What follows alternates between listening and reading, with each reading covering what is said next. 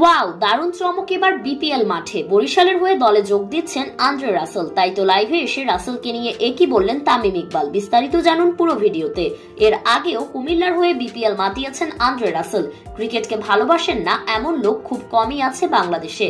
খেলার মাঠে খেলাটাকে যেমন এনজয় করে দর্শকদের মন ভরিয়ে দেয় দানবীয় এই ব্যাটার, তেমনই ব্যক্তিগত লাইফস্টাইলেও তিনি খুব এনজয়শীল। তাই তো যতবার বাংলাদেশে আসে পরিবার সহ একসাথে আসে।